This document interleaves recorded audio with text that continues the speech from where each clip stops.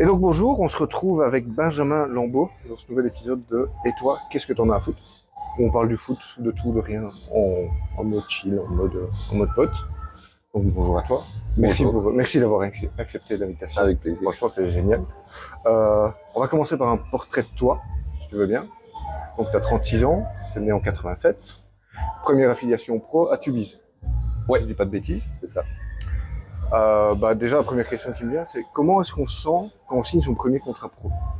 Ah, moi, c'était incroyable. Déjà, le premier contrat, déjà semi-pro, 17 ans. Euh, on m'appelle pour me dire qu'on va me signer un contrat. Et donc, moi, c'est mon rêve qui était enfin réalisé. Et donc, j'arrive avec mes parents complètement stressés. Mais par contre, une toute petite convention, pas comme les premiers contrats maintenant. Et je m'en foutais. Moi, c'était jouer et rentrer en équipe première.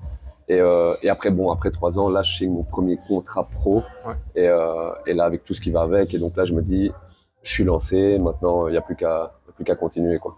Est-ce que c'était le but ultime, mais est-ce qu'il n'y a pas un sentiment de ça y est, c'est fait, et je me la coule douce, comme beaucoup de jeunes maintenant, on a l'impression dans le football? Ouais, c'est un peu le problème là maintenant. Nous, je pense qu'on vient d'une autre génération où une fois qu'on y est, on sait que ça va être du travail quotidien et il faut pas s'en sortir parce que euh, c'est très compliqué d'y accéder. Donc une fois qu'on y est, on veut rien lâcher et on veut continuer. J'ai eu beaucoup d'amis qui ont signé leur premier contrat et qui, au final, après un an ou deux, c'était fini. Et après, pour re-rentrer dans le circuit, c'est beaucoup plus compliqué. Ok. Et pour les questions, j'aurais peut-être dû commencer par ça d'ailleurs. Comment t'es venu l'amour du foot?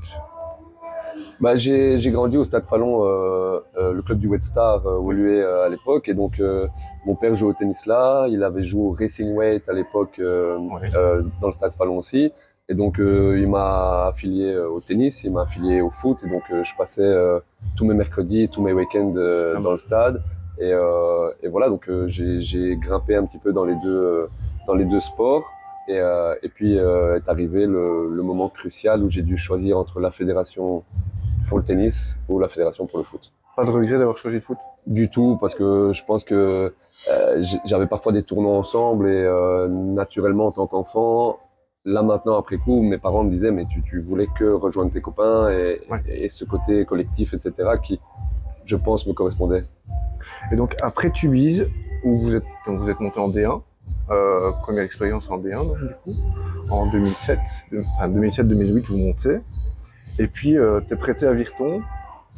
Euh, c'est pas dérangeant de redescendre d'un échelon comme ça? Enfin, ça t'a piqué au vif ou bien? Bah, ce qu'il y a, c'est surtout le début de Tubize. J'ai participé pleinement À la montée? à la montée, donc je m'attendais quand même à avoir plus de temps de jeu, à faire partie quand même des joueurs à qui on allait donner un peu plus la chance.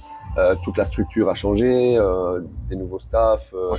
euh, des managers qui tournaient beaucoup autour, qui ont amené leurs joueurs, qui ont profité un petit peu De l'engouement. de l'engouement. Et puis Tubize en D1, c'était inespéré pour non seulement une ville, une commune, c'était inespéré pour la Belgique.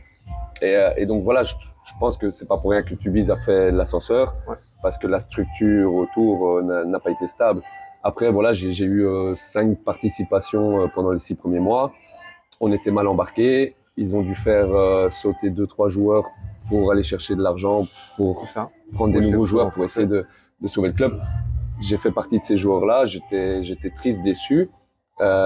Partir à Virton, redescendre en Division 2, pour moi, c'était pas quelque chose de fou, dans le sens où j'ai toujours joué en Oui, D2 c'est ça. avant. Donc, je me dis, c'est pas grave, je vais là, je vais jouer et je reviens. J'espère que Tubize, d'ailleurs, j'allais voir les matchs, etc. J'espère qu'ils vont se sauver parce que j'avais toujours mon année de contrat derrière. Donc, j'ai dit, c'est pas grave, je vais repasser par là. Et derrière, je montrerai l'année prochaine T'as envie. que j'ai envie et que je suis là. Après, d'un autre côté, à Virton, ça s'est pas super bien passé non plus. Et là, j'ai réalisé que j'avais aussi ma part de responsabilité. Je pense que en arrivant à 20 ans en Division 1, j'avais 3 saisons derrière en Division 2. Les journaux parlent de toi, voilà. Puis tu commences un petit peu à être dans. La starisation. Voilà, c'est ça. Et donc, euh, je pense que je me suis peut-être un petit peu emballé, que j'ai cru que c'était justement, comme tu disais, c'est bon, ça y est. Ouais. Et ça m'a remis les pieds sur terre. Donc, je pense que cette mauvaise expérience, après, m'a fait rebondir. Ok. Et puis après tout ça, tu signes à l'Antwerp. Donc, tu arrives en fin de contrat à Tubize. Non, en fait, donc je reviens de Virton, Tubize redescend en Division 2, Ouais. le financier disparaît, et donc il me reste un an de contrat avec le contrat de Division 1, et Ah oui. ils me disent que je dois couper mon salaire par 4. Donc ça devenait vraiment impossible, Ouais. et donc j'ai dit, c'est pas... j'ai déjà un enfant, moi j'ai signé un contrat, de toute façon, voilà, c'est pas moi qui ai mal géré le club, Oui, c'est ou, ça. et donc je me retrouve à m'entraîner pendant 2 semaines tout seul sur le côté. Alors que Felice Mazzu, qui était coach à ce moment-là, m'a dit t'inquiète, on va essayer de trouver une solution, j'ai envie de te garder dans l'équipe, etc. Et au final, il y a l'Antwerp qui m'approche, qui arrive à balancer, on va dire, le salaire. Le Donc salaire. je perds un petit peu d'argent, mais je m'y retrouve. Et puis je me dis, c'est l'Antwerp, club historique, Ouais. ses supporters qu'on connaît. Je me dis, voilà, là si je réussis là, je peux C'est bon. repartir. Ouais. Ok. Et puis donc l'Antwerp pendant 3 ans. Ouais. Et puis l'offre du Lierse, parce que l'Antwerp végète aussi en D2. Et quoi, le Lierse vient vers toi avec un projet de on peut être meilleur que l'Antwerp et remonter tout de suite. Le Lire, c'était en D1. Oui, c'est ça. Oui, pardon. Et donc, en fait, ma dernière année à l'Antwerp, je commence à marquer des buts importants. Je suis vraiment dans cette période, j'arrive vers mes 25 ans où Fleur de l'âge. je me sens bien, j'ai assez d'expérience. J'ai eu ma mauvaise expérience de Virton, j'ai fait le déclic dans ma tête. J'étais en mode travail et il faut que je réussisse, il faut que je remonte. Et donc, il m'approche au mois de janvier pour l'année suivante. Ouais. Et donc, effectivement, là, c'est un peu plus de fierté dans le sens où c'est un club de Division 1 qui vient te chercher grâce à tes performances. Ouais. Donc là, j'accepte directement. Ils ont dit, voilà, le président égyptien à l'époque voulait un peu se calmer, restructurer, essayer de faire un club un peu plus stable. Et donc, j'atterris au Lierse l'année d'après. Où ça se termine pas bien. Ça se termine pas bien, mais par contre, la première année, concours de circonstances. Donc moi, à ce moment-là, je suis un joueur d'entre-jeu. Oui. Et après la première semaine de championnat, on a 2 ligaments croisés en défense. Et donc, on me demande, t'as déjà joué là? Et effectivement, j'avais déjà joué à cette position-là. Et au final, je m'installe dans la défense et j'ai 80% de temps de jeu. On se sauve à 3-4 journées de la fin. Et donc, pour moi, une première année réussie. Même le reste de ta carrière, finalement, tu vas plus passer en défense que dans le milieu. Bah oui, au final, ce jour-là, en fait, au niveau de la Division 1, Ouais. on a vu qu'à cette position-là, j'allais peut-être avoir plus de capacité et que peut-être que l'entrejeu était un peu trop compliqué pour moi, pour mon niveau, à ce stade-là, à ce niveau-là. Ou simplement, tu avais plus une intelligence défensive que créatrice, C'est ça. entre guillemets. Mais j'ai toujours, même dans l'entrejeu, j'ai toujours joué en tant que numéro 6, donc vraiment récupérateur, relanceur, et j'ai jamais été un numéro 10 ou un créateur de dernière passe. Voilà, donc c'est vrai qu'à cette position, après, j'ai pris beaucoup de plaisir. Et c'est ça que les gens parfois se disent, en défense, nous on veut marquer des buts, etc. Mais on arrive aussi à aller chercher cette adrénaline, ce plaisir de stopper une attaque, C'est ça, de sauver des buts. Et donc là, je me suis lancé en tant qu'arrière central. Et malheureusement, la saison d'après, changement aussi de staff, etc.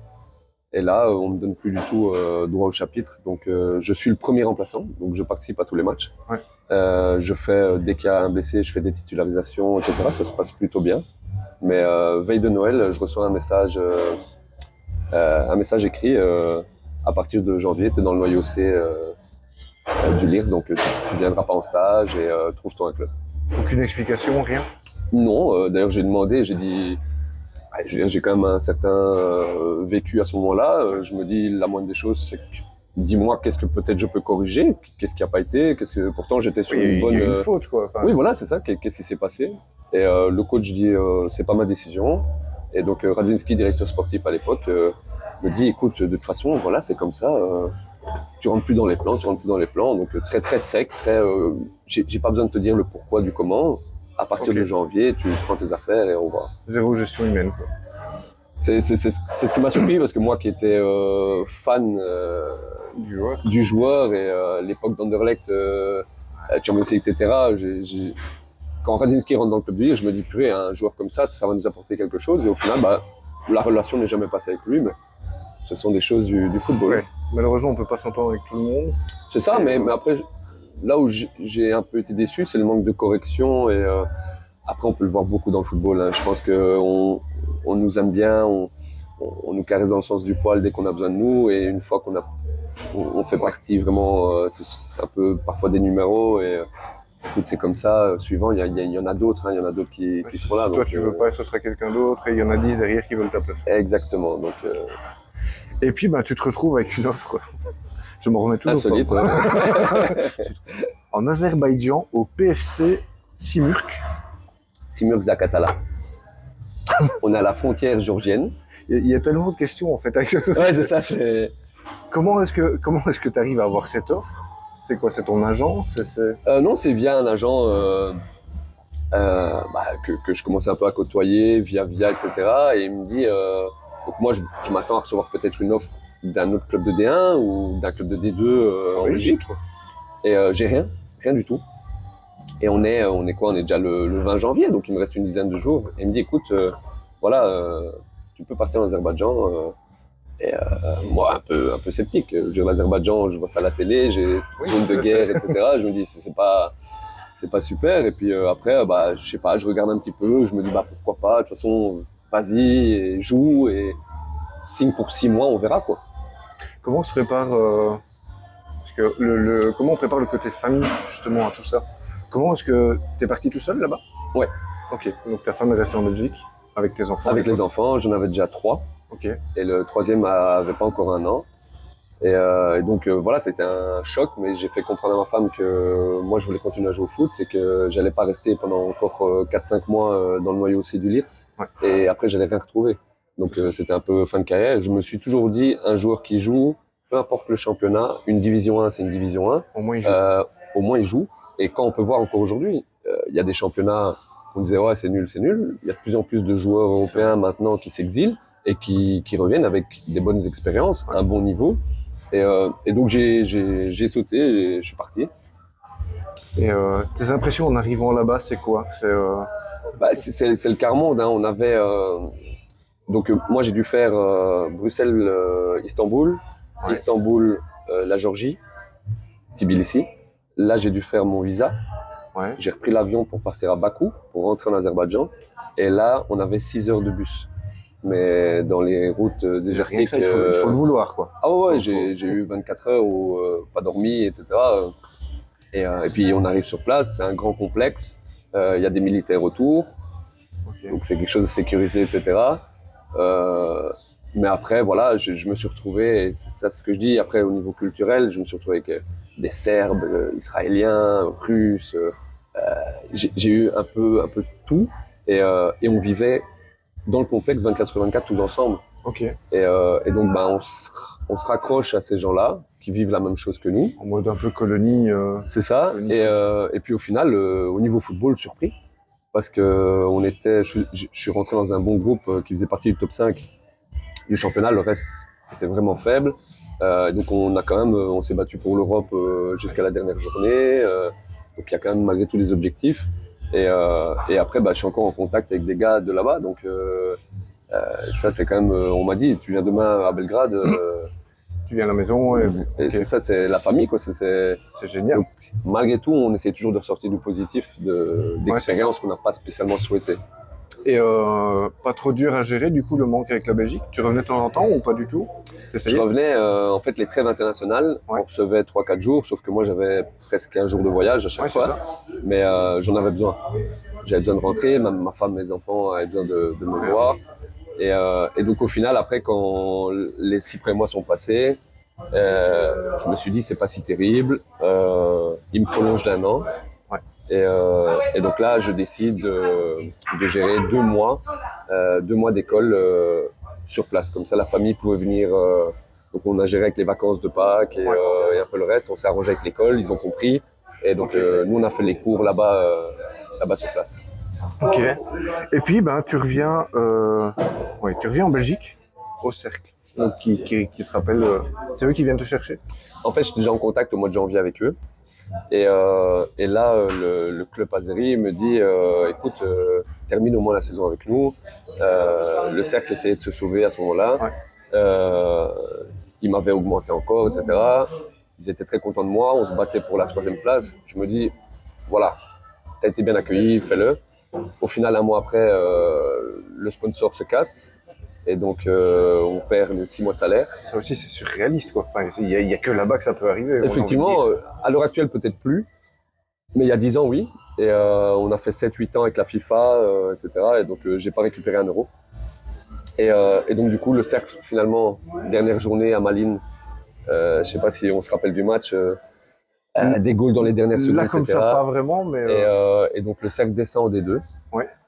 Et donc là, il confirme ma signature. Et donc, j'arrive en D2 au cercle. Ok. Justement, tu parlais du financier. On pourrait croire que quand on part dans des destinations comme ça, c'est aussi pour se mettre à l'abri financièrement. Il, En il- tout cas. il y a une réalité, c'est que un salaire moyen belge, en joueur moyen comme moi, D1, D2, on peut gagner 3 fois ou 4 fois ce qu'on gagne ici. Ok. Donc effectivement, moi je suis pas parti pour l'argent, je suis parti parce que j'avais pas le choix. Ouais. Mais effectivement, le côté financier te dit, bah vas-y, tant pis, on t'a éjecté, profites-en. C'est ça. Après, derrière, comme j'ai perdu ces 6 mois-là, je suis parti pour rien. Ouais, Je c'est suis ça. Au parti final, pour, t'as rien perdu, t'as voilà. rien gagné, quoi. c'est ça. Ah. Mais effectivement, Plus ou moins. les destinations extérieures, les systèmes de gestion financière, les taxes, etc., sont différentes et donc ils peuvent se permettre de sortir plus d'argent. C'est ça. Parce que je pense, notamment à Maxime Lestienne, c'est le meilleur exemple du moment, qui est en train de s'éclater aussi en Asie. Bah, je suis pas certain qu'il y gagne forcément financièrement parce qu'avec un beau contrat au standard. Par contre, il profite du club, il profite de la vie là-bas et il s'éclate. Mais je pense que parfois on est un peu poussé en se disant bah tant pis, t'es poussé vers la sortie. Et puis une fois sur place, on réalise que la situation elle est pas si mal que ça. C'est ça. Et il y a beaucoup de joueurs qui finalement s'installent et disent non, moi Ouais, je suis bien reste là. là, je suis bien là. Et donc tu reviens au cercle et tu participes activement à la montée. Tu deviens capitaine au cercle. Ouais. Ça doit être une fierté incroyable aussi, ça. Bah oui, bah après c'est aussi dans le regard de mes parents qui m'ont suivi depuis toujours. Mon père qui faisait les trajets en voiture dans toute la Belgique plus jeune pour essayer que j'y arrive. Et puis c'est vrai que ce jour-là on est champion. On remonte en D1 de nouveau grâce à une montée, donc grâce à tes performances. Et je soulève la coupe et ça effectivement pour moi c'est un de mes meilleurs souvenirs. Ah ouais. Et puis oui, je sais pas, le brassard de capitaine, c'est un peu le truc quand t'es gosse, tu joues dans la cour de récré, t'as envie d'être celui qui choisit les autres, t'as envie de mener l'équipe, quoi. Ouais, j'ai jamais mis d'importance au brassard. Ouais. Après, dans tous les groupes où j'ai été, par rapport à mon caractère, je reste quelqu'un qui participe à la vie active de tout le groupe. Et effectivement, en prenant de l'âge en plus, bah, on prend un petit peu plus d'importance. Mais on peut voir, et surtout cette année-là, oui, c'est moi qui avais le brassard, mais on avait notre leader technique, Xavier Mercier. Oui. On avait notre leader du vestiaire qui arrive à mettre un coup de gueule, etc., Taravel. Et moi, je suis plus quelqu'un qui prend dans la globalité, qui peut aller autant vers les jeunes grâce à avoir été papa assez jeune, Ouais. et d'avoir cette expérience et ce calme quand même, cette relation avec le coach. Et donc je suis un peu le... C'est vrai que t'as l'air super posé, en fait. Enfin, ça fait une heure qu'on parle, même avant l'interview. T'as l'air quelqu'un qui est vraiment super posé, super réfléchi. Mais c'est pour ça ce qu'on me reproche un petit peu parfois, c'est vrai que quand on est capitaine ou qu'on fait partie, j'ai du mal à aller chercher un coup de gueule et c'est pas ma façon de faire. Donc c'est pour ça que je trouve que dans un noyau, il faut toujours 3-4 gars qui se complètent et on peut aller chercher un équilibre et c'est ça qui va faire monter le groupe. Et c'est ce qui s'est passé au cercle. Et après le cercle, t'as eu ta grosse blessure de ta carrière. Comment on gère ça, justement une blessure, c'est pas rien quand même. Ouais, surtout, ça se passe en plein match à Charleroi. Je reçois un coup de genou derrière la cuisse. Et j'avais mon ischio qui était fragilisé. Donc, j'ai un des 3 tendons qui pète complètement. Ouais. Blessure assez rare dans le football. Et donc, je suis 4 mois out. Et en plein cours de saison, donc je jouais, j'étais capitaine. J'arrive en fin de contrat. Donc, c'est pas évident. Après, je bosse comme un malade pour revenir. Je reviens dans les playoffs 2. Je joue tous les playoffs 2. Et après, peut-être que cette blessure a joué sur le fait qu'on ne me prolonge pas. Ok. Et moralement, tu te dis au moment, enfin pendant ta blessure, ta revalidation et tout ça, tu arrives à te dire je vais revenir à mon niveau, ça va aller. Ouais, moi, j'ai toujours été optimiste en me disant, voilà, c'est un petit truc de ton corps qui est cassé, mais il va être réparé. Et puis tu vas bosser derrière au niveau des kinés, de la musculation. Quand je vois le suivi que j'ai eu avec les kinés là-bas, bon, c'est vrai que c'était beaucoup de travail. Ouais. Parfois, on arrive, on voit notre fiche avec tout ce qu'on va faire. Il y a des moments un peu, on a envie de tout lâcher. Mais après, j'ai jamais été inquiet en me disant, bah, tu sais jouer au foot, tu continueras à savoir jouer au foot. Ouais, ok. Ton corps, il va se remettre et il va suivre. Ok. Et puis alors, bah, ça aussi c'est incroyable parce que tu passes du coup en D1 Chypre, en D1 à Chypre, au Néa Salamis. Alors, je t'avoue, je connaissais pas du tout non plus ce club-là. Alors, bah, effectivement, les gens connaissent Larnaca, Oui. destination un peu vacancière. Et donc, en fait, il y a quasiment 5-6 clubs qui sont là-bas. Mais Salamina, en fait, vient de la frontière avec la Turquie. Et il y a cette partie turque, en fait, de Chypre.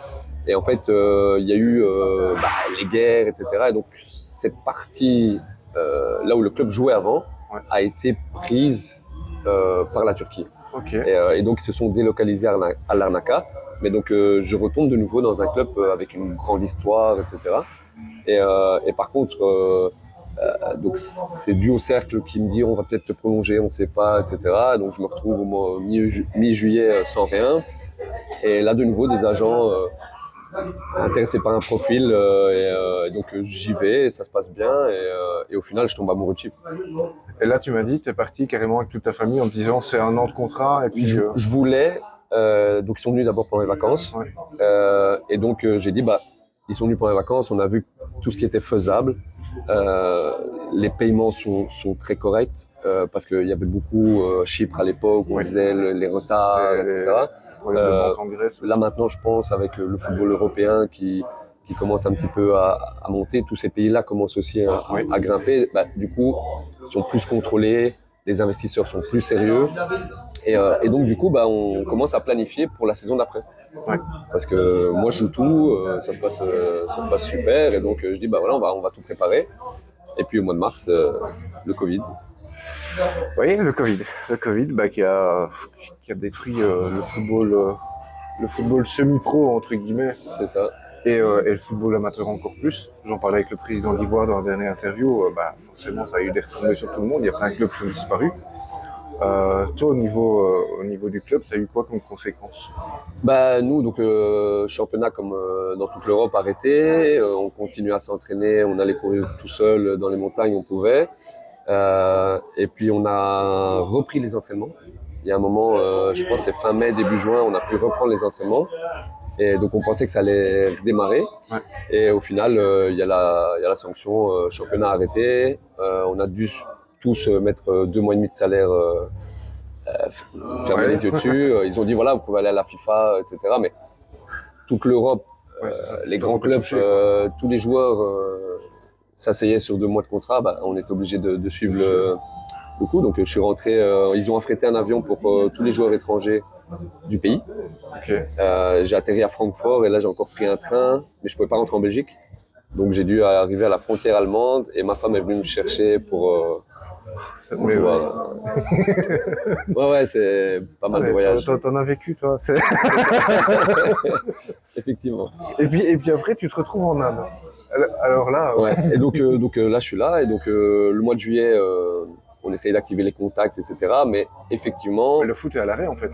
Voilà, un an après, enfin non, en plein dans ce truc Covid où la finale Louvain-Berscott se joue finalement au début août pour la montée. Finalement, ils montent tous les deux. Donc les clubs ils savent pas, donc ils vont pas commencer à investir, prendre quelqu'un, etc. On n'était même pas sûr que le championnat allait recommencer en plus. En plus. Et donc fin août, un agent me dit voilà, l'Inde. Ok. Je savais pas qu'on jouait au football, je pensais qu'on jouait au cricket là-bas. Et donc je dis bah ok, pourquoi pas. Et donc il m'explique et ça, le championnat 6 mois. Et donc tous les jours un match de championnat. Et le problème Covid, donc tous les tests, visa, etc. Ça prend 2-3 semaines. Et donc j'arrive là-bas et donc là on a un étage dans un hôtel réservé pour les joueurs et donc on ne sort pas de l'hôtel. Donc on prend le bus, on va à l'entraînement, on revient, on est dans l'hôtel. On prend le bus, on va au match, on revient, on est dans l'hôtel. Donc j'ai rien vu de l'Inde parce que c'est dommage parce que je me dis, je vais en Inde. Moi, tu peux faire un truc culturel, mais Voilà.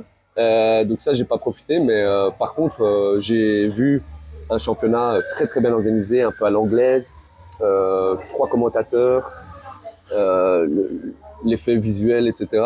À la fin du match, meilleur joueur, plus beau but, assist. Ils mettent quand même un point d'honneur à cette compétition pour la faire évoluer. et je me souviens au tout début de la création justement de cette ligue, ils prenaient des joueurs, des stars en capitaine d'équipe, entre guillemets, ils en mettaient un dans chaque équipe avec un gros contrat pour les 6 mois et justement pour promouvoir la ligue. C'est ça. Et donc, je sais pas si à ton époque il y avait encore des grands noms comme ça. Non. Ici, par contre, ce qu'ils prennent, ils ont un maximum de joueurs étrangers. Ok. Donc, ils prennent des joueurs étrangers avec déjà un CV, avec quand même qui sont passés par la division 1 de leur pays, etc. Donc, j'ai côtoyé des très très bons joueurs. Il y en a un maintenant qui est en Argentine, un autre en Pologne, en division 1, qui continue une super carrière. Et donc, là maintenant, ce sont des bons joueurs, mais il n'y a plus de noms. C'est ça, il n'y a plus de gros noms comme avant. Voilà, comme à l'époque, comme quand ils ont lancé le championnat. Et juste, tu gardes encore contact avec des joueurs que tu as croisés là-bas? Les 5 étrangers, on faisait, on allait dans la chambre de l'un et puis de l'autre. Après les matchs, on jouait à Uno. Faut s'occuper de tout ça. Oui, voilà, c'est ça. Et en fait, on a créé vraiment quelque chose. Donc là aussi, j'en ai revu un Français qui est venu sur Bruxelles. On est tout le temps en contact. Les femmes se connaissent aussi. Donc on a gardé notre groupe. Et là en Inde, le contact avec la Belgique, ça se passe comment? Là, je sais que je vais pas pouvoir revenir. Donc effectivement, Noël, là-bas, il n'y a pas. Ouais. Donc ils ont organisé toutes des vidéos filmées par les amis, la famille, etc. Et donc on a fait une soirée de Noël, une soirée de fête. Et donc ils nous ont montré tout ça, c'était quand même assez émouvant. Ils ont vraiment, tout le monde a reçu un package avec des sponsors, vêtements, pulls, etc. Okay. Donc franchement, j'ai vu une organisation comme parfois il n'y a pas en Belgique. Ouais, ça c'est vraiment le bon accueil et prendre soin de ses joueurs. Ce que j'ai vu en Inde, et il y a effectivement ce qu'on voit à la télé, la saleté, le manque de moyens qu'ils mettent dans les villageois, les gens qui refont les routes, etc. Donc ça, c'est une réalité. Maintenant, derrière, ce sont des gens super accueillants, toujours avec le sourire, même quand ils font des heures de dingue pour $150 par mois. C'est ça, quoi. Et donc, c'est vrai que là, on a un peu de mal à se dire, nous, on vient ici, on gagne beaucoup d'argent pendant 6 mois, et ces gens-là travaillent jour et nuit, et au final, ne sont pas récompensés comme on le voudrait. Ouais. Mais c'est vrai que c'est un truc qui ressort de l'Inde. J'ai lu 2-3 interviews justement hier soir. C'est que les gens sont hyper bienveillants là-bas. Complètement. Ouais. Avec les étrangers, chose qu'on ne retrouve pas forcément partout. Et parfois, même en Belgique, si tu as le malheur d'être flamand dans un club wallon ou l'inverse, même plus souvent l'inverse, c'est wallon dans un club flamand.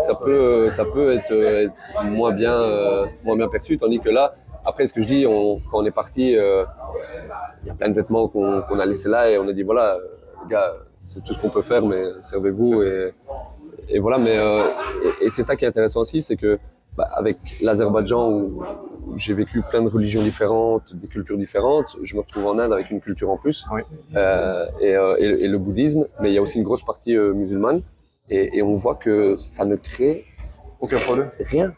Okay. Alors que chez nous, on est censé être quand même depuis beaucoup plus avancé et mélangé, etc. Et là-bas, peu importe, en fait, ils en parlent même pas. Chacun fait son truc, et c'est tout. On est ensemble et on passe un moment. La religion doit rester un truc privé, et puis complètement. Et puis une fois que tu es dans le public, voilà. Et donc c'est vrai qu'en voyageant comme ça, on peut voir des bonnes idées que je ne comprends pas que nos pays occidentaux, soi-disant évolués, n'évoluent pas dans ce sens-là. Et du coup, est-ce que tu parles de ça, tu penses que tu pourrais vivre là-bas? Enfin, on s'entend. Non, parce qu'il y a le gros problème des classes sociales. Et donc, en fait, en tant que riche, tu ne te mélanges pas aux pauvres. Ok. C'est mal perçu, etc. Donc, le vrai problème du pays, c'est que quelqu'un qui travaille dur, mais qui n'a pas accès aux études, qui coûtent de l'argent, ne va pas pouvoir passer et évoluer. Et ça, c'est malheureux. Et ça, c'est vrai qu'ici, en Belgique, tu peux venir sans rien. Si tu travailles, on va te donner la chance de pouvoir On va te donner étudier un accès, ouais. et on va te donner l'accès pour réussir ta vie et c'est ton travail qui est récompensé. Ouais. Encore plus aux États-Unis où là, tu arrives avec, on dit toujours, Oui. avec un sac à dos et je peux réussir et devenir riche. Ça, c'est le petit problème là-bas et je pense que c'est ça qui bloque un petit peu l'évolution du pays et qui bougera jamais. Ok. Et puis, tu as le retour en Belgique à Liège avec un projet pro qui se met en place. Il y a eu l'arrivée de Pierre-François, notamment aux commandes. Et ils viennent te chercher, toi et Jérémy, que j'ai eu en interview. En fait, donc Jérémy, on se connaît depuis Tubize, donc depuis 15 ans, et on est toujours en contact quand il était à l'étranger en Turquie, que c'était un peu plus compliqué pour lui. Moi, je me retrouve en Azerbaïdjan, donc voilà, on se soutient aussi à distance. Et là, il me téléphone, il me dit, écoute, je viens de signer à Liège, et ils peuvent te mettre un contrat pro, et on a un projet, on veut retourner en D1B.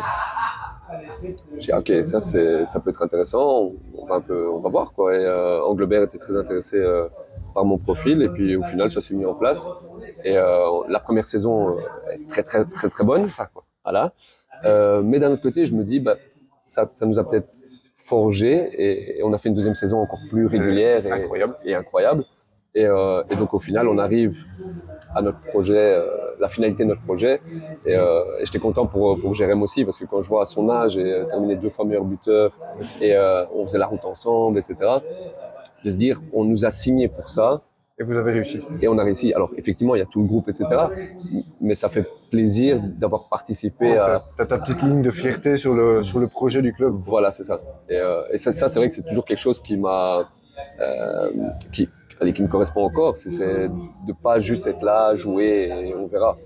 Il faut avoir un objectif, il faut avoir un projet, faut continuer à avoir cette excitation, cette adrénaline toutes les semaines. Pas devenir un vétéran, quoi. Voilà, c'est ça. Et c'est pour ça que là, maintenant qu'on commence à prendre de l'âge, de se dire, ok, aujourd'hui on monte en D1B, moi j'ai un nouveau défi. Ouais. Montrer qu'à mon âge je suis toujours là, que j'ai toujours le niveau et que je vais encore continuer et prolonger et aller plus loin. On attend ce moment de dire comment se sentir, est-ce que ça va être l'année de trop, est-ce que je dois redescendre d'un cran, on verra. Pour l'instant, j'y pense pas. Et justement, pas trop déçu, tu dis Jérémy, on a fait le trajet ensemble, pas trop déçu que lui s'en aille à la porte. T'as peut-être envie de faire cette aventure-là avec lui aussi ou... Complètement.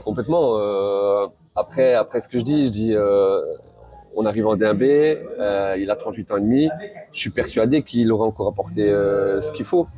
Maintenant, je comprends aussi que le staff peut-être a d'autres perspectives, veut de la jeunesse, mais je pense que malgré tout, il aurait eu sa place et son importance cette année. Mais je peux comprendre que lui, derrière, il pense à son côté personnel et de voir qu'il y a d'autres opportunités et de se dire que ça va peut-être plus lui correspondre. Surtout que du coup, il peut aller chercher un 3e titre d'affilée de meilleur buteur. C'est ça. Voilà, mais c'est quelqu'un qui fonctionne aussi avec beaucoup d'objectifs. Ouais. Et donc, je sais qu'il va pas pouvoir juste aller à ses entraînements et jouer et peut-être de temps en temps marquer. Ouais. Il va rentrer dans un match, il n'a pas marqué et on lui parle pas pendant une journée, quoi. Donc ça, c'est Jérémy. Et justement, que tu parles de Liège en D1B, c'est quoi les objectifs du club? C'est juste se sauver, c'est mieux de classement? De toute façon, c'est clair que se sauver, c'est le minimum. Voilà, pour la longévité et pour le démarrage de Liège, le retour en pro, comme on a dit, pour l'avenir du club. Maintenant, je pense qu'on doit surfer sur cette vague, cette confiance qu'on a eue. Les transferts vont être là pour apporter un peu plus de concurrence. Et donc, c'est à nous de jouer pour faire plus que juste se maintenir ou commencer un petit peu à stresser et de se retrouver dans une situation... Pas avoir besoin de calculer, quoi. Voilà. On sait qu'à domicile, on doit continuer à être conquérant avec notre public et ce terrain particulier. Et alors, à essayer de grappiller des points à l'extérieur. On sait qu'on va avoir face à des grosses cylindrées, mais dans la préparation, on va bien se préparer contre des équipes supérieures aussi. Et donc, on va, je pense, montrer qu'on en est capable. Ça aussi, c'est un truc que je voulais aborder avec toi. Comment on se sent quand on arrive à Liège avec l'histoire du club déjà, mais avec, tu sais que c'est un des publics, il fait partie du top 5 en Belgique. Parce qu'il est exigeant, mais il est fidèle. Comment t'as une pression en plus en arrivant avec ça? Ben, moi, j'ai toujours pris ça comme une pression positive. Après, j'ai eu la chance de jouer à l'Antwerp 3 ans. C'est vrai que c'est pas mal non plus. Là, c'était entre 6 et 10 000 personnes à chaque Même en match, V2. avec une grosse pression. Après, une fois qu'on joue en D1, bah, voilà, on se déplace au Standard. J'ai fait le derby brugeois, où là, c'est 30 000 personnes. Donc, je pense que là, on ressent une vraie pression. Surtout que c'est que bleu et noir autour. Donc, on n'est pas à l'aise. Voilà, moi je prends ça comme je monte sur le terrain, je vois tous ces gens, c'est plaisir, mais effectivement ça nous pousse dans la concentration et en se disant on est fort regardé. Effectivement, c'est très critique, Oui. mais ils nous soutiennent jusqu'au bout. Oui, Et, c'est ça. Enfin, j'avais un très bon ami qui était mes fans inconditionnels de Liège. Il les a supportés, même quand ils sont redescendus, etc. Et enfin, il avait son abonnement, et voilà, il a son âme. Et, euh, et sinon, niveau personnel, toi maintenant, niveau contrat, t'es en contrat pro ou bien semi-pro? Oui, en fait, c'était ma seule demande, c'est que je voulais rester contrat pro. Ok. Je pense que le jour où je dois changer de contrat, je vais mettre le football un peu plus sur le côté et me lancer réellement dans la vie active. C'est pour ça que je me prépare tout doucement. Mais je ne peux pas être en semi-pro et continuer à jouer à un niveau où on doit s'entraîner 5 fois semaine, etc. Parce qu'il y a la vie familiale qui prend beaucoup de place. Et puis, bah, il faudra penser au travail. Et donc, on sait bien qu'on doit continuer à gagner notre vie. Et donc, actuellement, moi, ça me convient. J'ai mon contrat pro. Je suis focus dans mon football. Et après, le jour où ça se passera, on regardera. Et justement, l'après-carrière, c'est quelque chose dont on ne parle pas, ou très peu en tout cas. C'est vrai que tu as quelques élus qui deviennent collaborateurs télé ou qui vont faire consultants télé, etc. Mais c'est quand même très Ouais, restreint. c'est compliqué de rentrer Voilà. là-dedans. Toi, par exemple, ton parcours hors foot, qu'est-ce que tu as fait quoi? Tu m'as dit que tu avais des brevets, Ouais, en fait, j'avais commencé les cours d'entraîneur, donc j'ai passé les 2 premiers brevets. Après, je suis parti à l'étranger, donc ça m'a stoppé. Je pense que sinon, j'aurais continué sur le FAB. Je me suis dit, ça peut toujours être quelque chose d'intéressant, même si on termine pas entraîneur ou quoi, mais justement pour avoir ces accès à la télé, sur les centres ADEPS, etc. Donc je me suis dit, voilà, j'ai déjà j'ai ces petits trucs au cas où. Mais effectivement, dans mon caractère, j'aime ce côté contact, donc ce côté commercial, je me suis toujours vu là-dedans. Et ici, j'ai eu une opportunité pour déjà un petit peu amorcer tout ça. Et donc, ça me plaît vraiment bien. Donc, ça me rassure. C'est-à-dire que je sais déjà vers quoi ma voie est orientée. Et après, voilà, j'espère le plus tard possible devoir prendre ça à temps plein. Mais on sait que ça se rapproche. Et justement, j'ai posé la question à Jérémy aussi, puisque vous avez à peu près le même âge. Il y a Kazuyoshi Miura, qui est le plus vieux joueur actuellement. Ouais, j'ai vu, ouais. Toi, tu dois aller jusqu'à quand? Jusqu'à ce que le corps lâche, ou bien il y a un moment où tu vas... Bah, je pense que soit ça va être mon corps, soit ça va être le contrat proposé. C'est ça. Comme je disais, le jour où on ne peut plus me mettre pro, je pense que je vais réfléchir différemment. J'ai un objectif en tête de 40 ans. Ouais. Je me dis là, je vais terminer ma saison à 37 ans. Je vais bien me préparer pour que tout se passe bien justement au niveau de mon corps et pour que mes prestations soient au niveau et que le club ait envie de me prolonger et de me dire bah oui, t'as bien presté, tiens voilà encore un an de contrat et ainsi de suite et on verra, mais j'espère 40. Et justement, comment on se maintient en forme? Parce que bah, clairement, on n'a plus le corps des 20 ans, des 25 ans. Tu as vu du pays, donc tu as un corps qui est peut-être un peu plus usé, entre guillemets, par l'effet de vie aussi. Tu as 4 enfants, c'est pas rien. Ouais, c'est du travail. Comment on se prépare, même au quotidien, comment on gère ça? C'est toujours une vie saine, c'est toujours... Non, je vais pas me cacher. J'adore boire mon petit verre, ma petite bière de temps en temps. Après, il y a un truc, mais peut-être naturel aussi, c'est que notre vie est tellement active que 22 heures, on est au lit. C'est ça, oui. Et c'est vrai que complètement. Et donc, comme je suis debout tous les jours à 6h30, j'ai mes 8 heures de sommeil. Ouais. Et je sais que le sommeil, c'est le plus réparateur.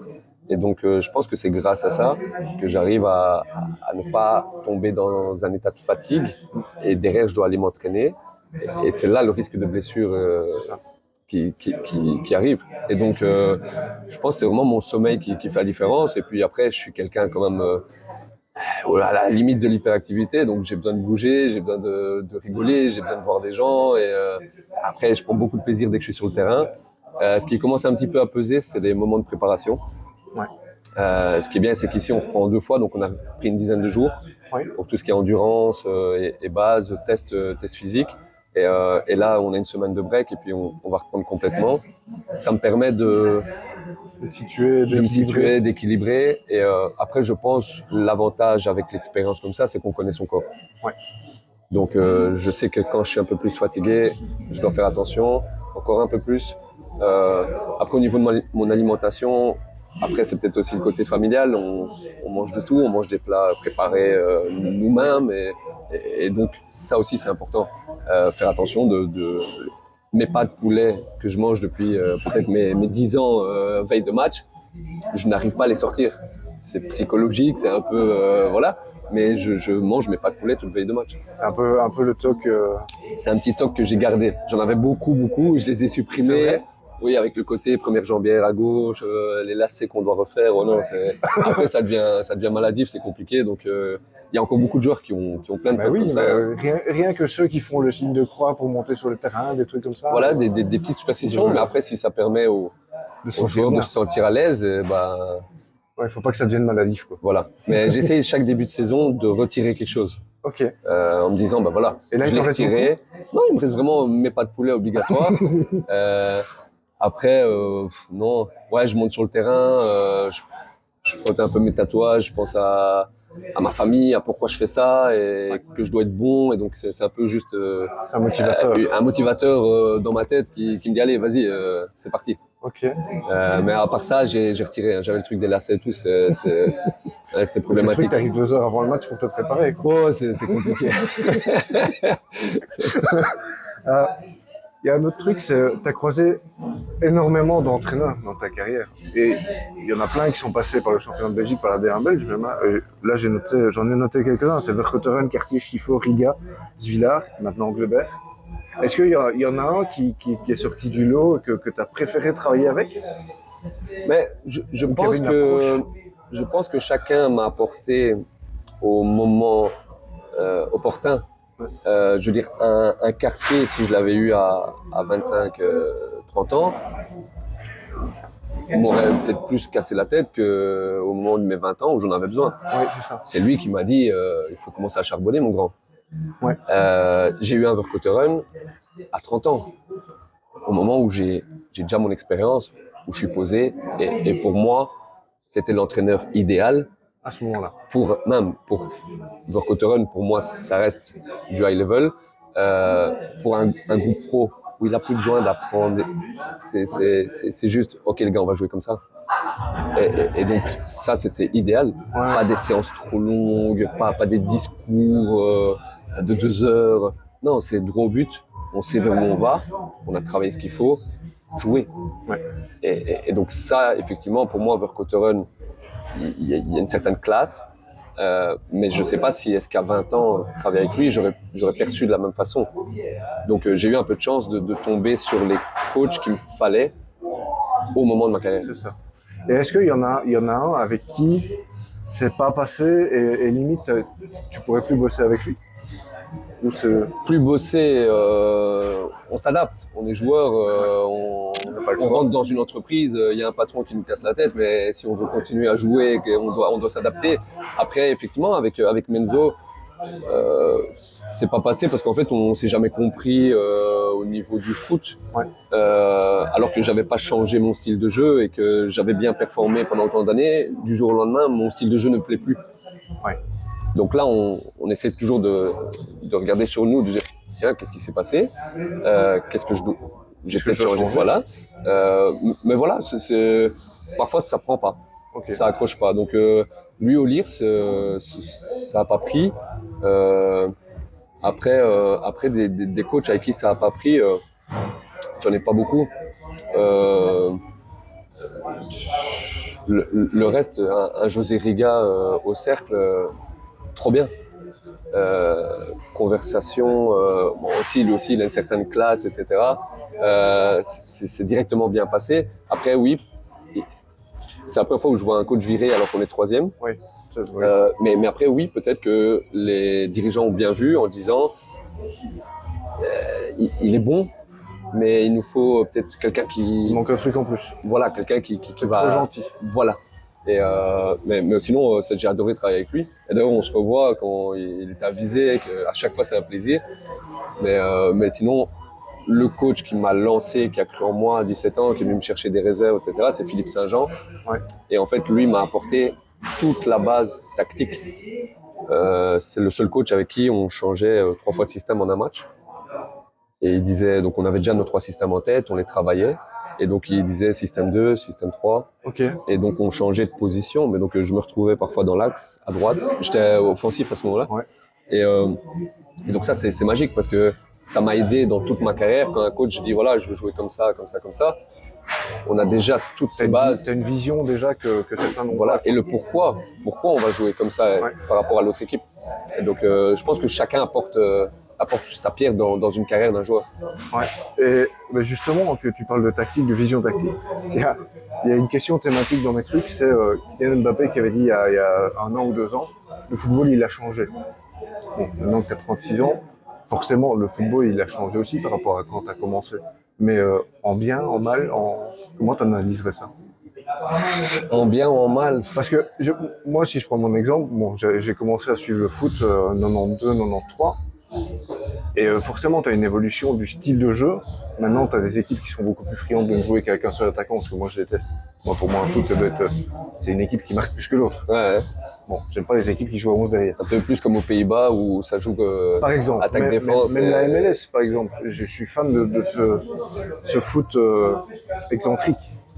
Ce qu'il y a, c'est que je pense que l'évolution est due aussi à l'évolution de l'aspect financier. Les clubs de foot, quand on voit les rachats en Belgique, etc., c'est chaque fois des grandes entreprises qui ont plusieurs clubs. Donc au-delà du football, il y a toujours ce côté business, revente de joueurs. On va utiliser ce club-là pour ce club-là, pour être performant là-bas. Et donc tout est calculé, tout est réfléchi. Et donc effectivement, aujourd'hui, un club qui est un peu pas bien va adapter son style de jeu parce qu'il doit absolument rester dans cette division-là pour les subsides et pour revendre les joueurs. C'est ça. Et donc je pense que le côté marketing argent a pris beaucoup plus de place que le jeu qu'on faisait avant à on vient pour un match de foot et on doit battre l'adversaire et on va aller marquer des buts. Et voilà, là aujourd'hui, parfois on dit comment on peut en prendre. Oui. Et c'est vrai qu'en tant que joueur aussi, aller à un match de foot en disant on doit jouer défensif et essayer de trouver une. On vient pour ne pas perdre. C'est moins amusant. Ouais. Donc c'est pas ce qu'on. Donc ça a évolué dans ce sens-là. Et l'implication, parce que ça aussi c'est un terme à la mode depuis 1 an ou 2, c'est les data. J'allais en dire ouais, c'est. Pour moi, ça pollue le foot. En fait, ça rajoute quelque chose d'intéressant, mais qui ne devrait pas primer sur les joueurs en eux-mêmes. Mais j'ai eu le cas, j'étais en contact avec un club ou deux et l'aspect financier nickel, le coach ok, le directeur général ok, et je rentrais pas dans les datas parce que l'âge. Ok. Parce que c'est vrai qu'à 36 ans, les datas, on est liste rouge. Oui, oui. Et alors que je pense qu'aujourd'hui, il faut avoir des joueurs d'un certain âge, d'une certaine expérience, qui vont avoir une utilité et pousser les jeunes et le cadre. Et donc les datas, pour moi, oui, polluent. Un data peut être intéressant dans une recherche de joueurs. Il y a tellement de joueurs sur le marché qu'on peut rentrer des datas pour réduire cette liste et ne pas s'éparpiller. Mais maintenant, je pense que le choix final doit quand même être humain par rapport à ce qu'on a ressenti sur un terrain de foot, quand on a été voir un match, un joueur. On va dire, ok, celui-là, il correspond à l'image du club. Voilà. Ouais, je trouve aussi. Il y a l'exemple que j'avais, c'était, je pense, à Toulouse, où il avait mis son meilleur buteur sur le banc parce qu'il courait pas assez, quoi. Et je me dis, mais enfin, on est dans un monde maintenant où, parce que tu ne cours pas, tu ne corresponds pas au schéma de jeu. Genre Inzaghi à l'époque, il Ouais. n'aurait jamais joué finalement. C'est ça. Parce que lui, il se foutait dans le rectangle et il attendait. Exactement. Non mais c'est vrai, c'est exactement ça. Et aujourd'hui, tout est calculé. On a les GPS, il y a les caméras laser Ouais. qui regardent. Et là maintenant, ils ont carrément. Et là, ça devient un petit peu trop poussé. C'est que en fonction des datas de la mi-temps, certains entraîneurs vont faire des changements. Ah oui, Alors c'est que vrai. si on regarde le match, le joueur est bien occupé, Ouais. mais apparemment ne va pas apporter plus dans la deuxième mi-temps parce que Ok. c'est Ouais, donc ça commence à pousser un peu loin, quoi. ça prend vraiment le dessus sur l'aspect Sur l'humain. et sur le... Ce que je dis, un joueur, ils sont tous les deux les mêmes Ouais. dans les datas. Et puis on va avoir 28 ans, 33 ans. Et ben on va prendre 28 ans. Alors que si on va voir le match, peut-être que le caractère du gars de 33 ans, L'expérience. l'état d'esprit, l'expérience doit peut-être primer dans le vestiaire aussi. Il faut voir quel groupe on a, la complémentarité, etc. Et donc ils font même plus attention à ça. Ouais. Heureusement, pas tout le monde. Et dans les divisions inférieures ou dans les clubs qui n'ont pas un budget non plus limité comme Liège, ils vont encore privilégier cet aspect de scout, de vision, de regard, d'échange pour construire leur noyau. Oui, puis peut-être parce qu'ils sont moins dans l'aspect financier, moins dans l'aspect marchandage, valeur marchande des joueurs, etc. Oui, mais un jour ou l'autre, ils vont devoir Oui. pour survivre dans ce football Ils vont professionnel. devoir y passer. Voilà.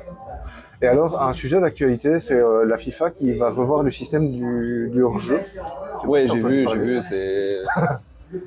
Autant je trouve que le jouer à un poil de mollet, c'était exagéré. Autant je trouve que là, on va complètement de l'opposé. dans l'opposé. Et que Mais ça va continuer à discuter, mais dans l'autre sens. C'est ça. Et là, franchement, discuter dans ce sens-là, c'est déconné, parce que si toute la partie du corps Oui. est déjà hors jeu, bah, ça fausse pour les défenseur. Oui, parce que vous, toi, On se base là-dessus, sur cette vision, sur le petit pas en avant. c'est la vision périphérique. Donc, Voilà. si lui, il garde juste ton pied en arrière, il sera pas hors jeu, quoi. Oui, et il y a beaucoup d'attaquants qui vont jouer là-dessus. Ouais. Donc toi, t'es pas forcément... Ah non, je suis contre complètement. Non, non. Par contre, effectivement, il faudrait trouver, c'est ce que je disais, un juste milieu, dans le sens où c'est vrai qu'à l'heure actuelle, il y a ça qui dépasse. Non, bon, je trouve qu'on doit partir sur le bassin, Ouais. qui est le milieu du corps, qui est aussi le centre. Ça me semblait plus logique. J'aurais dit bassin ou les épaules, encore que les épaules, tu peux jouer avec. Vu qu'on tourne, voilà, le bassin, Ouais. il reste là.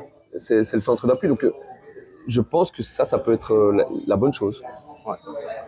Et pour terminer, dans ta carrière exotique, j'ai envie de dire comme ça, est-ce que tu as un regret Est-ce qu'il y a une offre que tu as refusée, un endroit où tu aurais vraiment voulu jouer? Est-ce que... Bah, moi, j'aurais aimé. Ouais, j'ai un petit regret. En fait, ça s'est passé quand j'étais à Anvers. On a été en stage en Écosse. Ouais. Et on a joué contre Hearts of Middleton. Oui. Qui pour moi, le stade était incroyable. L'équipe, la structure, le football, de toute façon, Ouais, ils sont- anglais en général. Ils sont dans les 5 premiers du championnat. Voilà, l'Écosse, voilà. Et j'avais quoi? J'avais 22 ans, 23 ans, et je reçois une offre. Ok. Et donc je me dis, si j'arrive à rentrer là-bas, bah, on commence à penser, quand on rentre en Écosse, on se dit pourquoi pas. Angleterre. Je suis encore jeune et je correspondais beaucoup à ce jeu-là, numéro 6. Et au final, 2 semaines après, le manager se fait virer, tout tombe à l'eau. Et après, d'un autre côté, 6 mois derrière, ils sont en faillite. Ouais.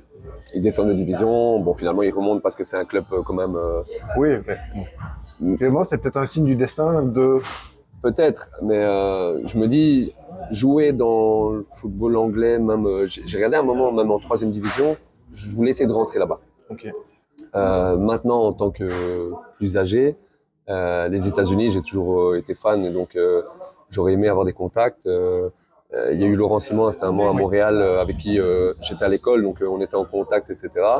Mais bon, j'ai jamais eu d'offre là-bas parce qu'effectivement, là maintenant, ça commence un peu plus où avoir des joueurs qui ont fait une carrière correcte, mais sans être vraiment en haut de l'affiche.